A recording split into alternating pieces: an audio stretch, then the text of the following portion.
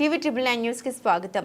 సూర్యాపేట జిల్లా ఆత్మకూరు మండలం నిమ్మికల్ ప్రభుత్వ జూనియర్ కళాశాలలో ఎన్ఎస్ఎస్ ఆధ్వర్యంలో చిట్యాల ఐలమ్మ 129వ జయంతిని ఘనంగా నిర్వహించుకోవడం జరిగింది.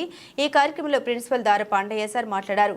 దండు కట్టి జెండా పట్టి చీకటి తోవలో దారి చూపిన ధైర్యశాలి చాకిలి ఐలమ్మ అని చెప్పడం జరిగింది. ఉపాధ్యాయ బృందం, ఉపాధ్యాయేతర మరియు సిబ్బంది తదితరులు పాల్గొనడం జరిగింది. కులం కాదు ప్రాధాన్యం. వాళ్ళ ఇంటి పేరు చిట్యాల, ఆ పేరు ఐలమ్మ. చిట్యాల ఐలమ్మ అంటే అదే తెలియకపోవచ్చు కానీ చాకలి ఐలమ్మ అంటే భారతదేశం మొత్తం కూడా తెలుసు. భారతదేశం మొత్తం కూడా ఉద్యమాలు ఈ రోజుల్లో కూడా తెలంగాణ సాయుధ పోరాటం నడిపింది ఉమ్మడి నల్గొండ జిల్లా ఇప్పుడు ఉన్నటువంటి జనగామ తాలూకాలో ఉన్నటువంటి విష్ణు దేశ్ముఖ్ ఎదురుగా నిలబడి ఎట్టికి బానిసగా వ్యతిరేకంగా పోరాడింది.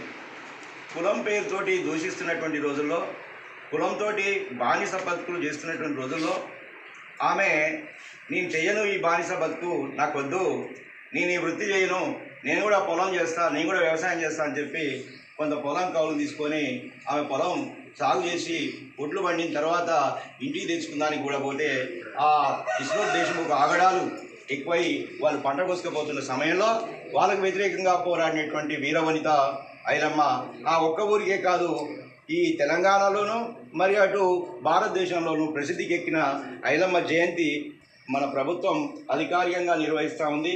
ఈరోజు అంతటా కూడా గత ప్రభుత్వంలోనే ఐలమ్మ జయంతిని అధికారికంగా నిర్వహించాలని, వర్ధంతిని అధికారికంగా నిర్వహించాలని అప్పటి ప్రభుత్వం కేసీఆర్ ప్రభుత్వమే నిర్ణయం తీసుకుంది. అది కంటిన్యూ అవుతుంది. అలా జయంతి సందర్భంగా మన కళాశాల ప్రిన్సిపాల్ గారిని ఈరోజు చాకలి ఐలమ్మ బర్త్డే జయంతి సందర్భంగా ప్రభుత్వం ఇచ్చిన ఆదేశాల అనుసారంగా ఆ జయంతి జరుపుకుంటున్నాం.